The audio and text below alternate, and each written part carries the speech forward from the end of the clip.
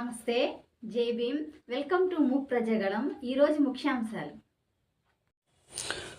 తిరువూరు నియోజకవర్గం తిరువూరు మండలం ఇరికేపాడు గ్రామానికి చెందిన దళిత పేద సన్నకారు రైతు కోట నాగరాజును అదే గ్రామానికి చెందిన మునుకొండ శివయ్య చౌదరి అగ్రవర్ణ రైతు గతంలో కూడా వరి పొలం వద్ద కులం పేరుతో దూషిస్తూ సోమవారం ఉదయం ఎరువుల షాపు వద్ద కావాలని మరోసారి గొడవపడి కులం పేరుతో ద్వేషిస్తూ కొట్టిన విషయాన్ని బాధితుడు దళిత పేద సన్నకారు రైతు నాగరాజు మాటల్లో విందాం.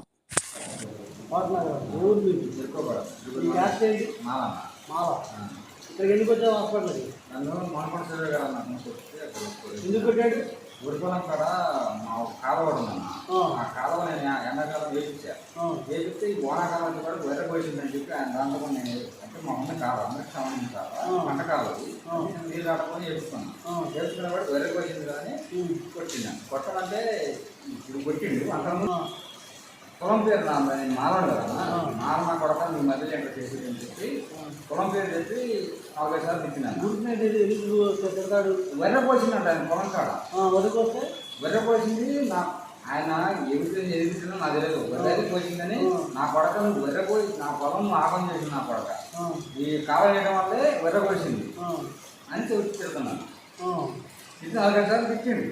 నాకు ఒకసారి చేతులు కొట్టిగా కాడ వచ్చింది. నేను కమ్మలు అన్నాడు అని చెప్పి నేను పక్కకి వచ్చేసి నేను దారుణం వచ్చేసా కొట్టా పెట్టిండు.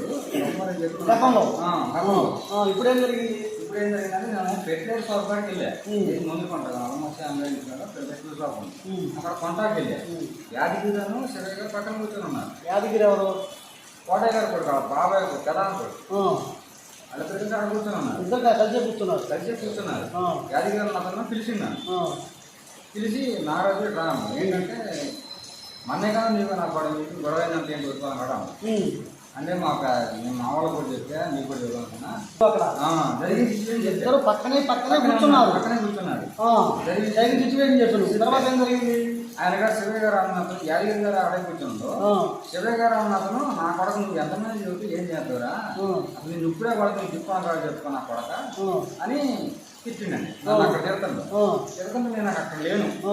చుట్టూ పోదే కాదు నాకు పెద్దలు కదా అని చెప్పి నేను పెట్రోల్ షాప్లోకి వెళ్ళా. ముందు షాప్ కాడికి వెళ్ళా. ఆయన గారు వెనక నుంచి వచ్చి నన్ను కాళ్ళ పట్టుకొని కింద పడి కొట్టిండు. సీసీ కెమెరా కూడా ఉంది. కొట్టిన తర్వాత ఏం జరిగింది? కొట్టే శ్యామ్ గారు సతీష్ అన్నప్పుడు ఎడదీశాడు. ఎడదీసి ఇక్కడ హాస్పిటల్ కట్టుకొచ్చి ఎట్లా వచ్చిన హాస్పిటల్?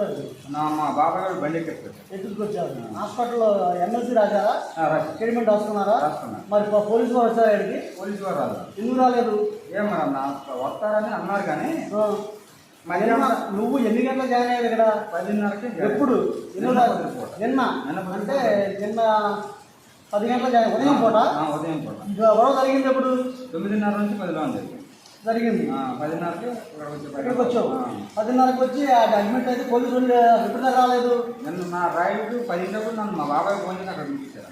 నైట్ నిన్న పొద్దుపోటీ గొడవ జరిగింది. ఇక్కడ హాస్పిటల్ అడ్మిట్ అయితే నైట్ 10 గంటలకి పోలీసు వారు రాకుండా మా బాబాయ్ ఫోన్ చేసి అక్కడ నిన్ను పిలిపించారు. అక్కడికి నువ్వేమో చెప్పావు అక్కడ జరిగింది మొత్తం అక్కడ చెప్పిందాను. నన్ను చెప్పిందని రైటర్ గారు చెప్తున్నాను. ఎట్లంటే నువ్వు చెప్తా ఉంటే వాళ్ళు రాసుకున్నారా? చెబుతామంటారు. ఇప్పుడు వాళ్ళు నువ్వు చెప్పింది వాళ్ళు రాసిన తర్వాత నీకు వినిపిస్తారు. నీకు అలా చదివి వినిపించారా? వినిపించలేదు. చదివి వినిపించలేదు. వాళ్ళు ఏం రాశారో కూడా నీకు తెలియదు. నువ్వు చెప్పింది చెప్పుకుంటూ పోయావు. ప్రభుత్వ ఆసుపత్రిలో నువ్వు వాళ్ళు రాలేదు. నిన్నే ఆడ వినిపించుకున్నారు. తర్వాత ఏం జరిగింది? మళ్ళీ అక్కడ నుంచి హాస్పిటల్కి వచ్చేసారా? తర్వాత ఏం జరిగింది? హాస్పిటల్కి వచ్చి ఇక్కడ పొద్దుపూట నాకు రాత్రి తెల్లారి చైన్ పుట్టిందన్న. పొద్దుపూట డాక్టర్ గారు మేడం గారు వచ్చారు. చైన్ పుడుతుందని చెప్తే ఎక్స్రే తీయాలండి అని అన్నారు. ఎక్స్రే తీశారన్న. ఎక్స్రే తీస్తే అది రిపోర్ట్ సాయంత్రం ఇచ్చారంట. పొద్దున ఇండియన్ చేసుకున్నాం. అది నాకు నిన్న ఈ హాస్పిటల్ నుంచి నిన్న ఉదయం మధ్యాహ్నం 12 గంటలకు ఎవరో మంగళ ఏదో పేరు ఉంది. ఎవరో ఫోన్ చేశారు. వాళ్ళు ఎవరో నీ గురించి చేశారు. నాకు వచ్చారమ్మా చాలా మంది వచ్చారు. నాకు ఫోన్ చేశారు. రమ్మని అందుబాటులో లేక రాలేదు. మీ వాళ్ళేనా? మా వాళ్ళు ఇప్పుడు 20 మంది వచ్చారు. ఎక్కడికి వచ్చారా? మరి ఇక్కడ దగ్గర నుంచి మరి పోలీస్ స్టేషన్ దగ్గరికి వెళ్ళారు. ఏమన్నా మీ వాళ్ళు తెలియదు. నేను హాస్పిటల్లోకి 21 మంది వచ్చారు. నేను ఇక్కడ పడుకుని ఉన్నా కదా. నాకు కాదు పోయిన సంగతి తెలియదు. పోయే 10 మాత్రం మా బాబాయ్ వచ్చి నన్ను తీసుకెళ్ళాను. నేను తీసుకెళ్ళింది